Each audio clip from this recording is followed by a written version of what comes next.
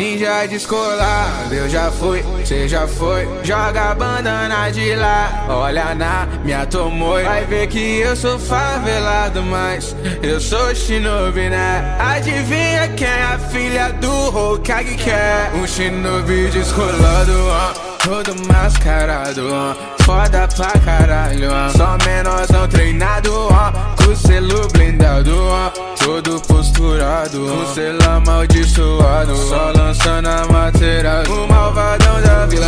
Mas eu não fecho com jato, eu não faço pacto, faço grana rápido, eu nem sou minato, empilhando tanto, me sentindo caco. Shidori na gata, na katana, aprende como eu faço. Eu nem sou Hokage, mas eu tenho uma chama. Eu nem sou Hokage, mas eu tenho amor.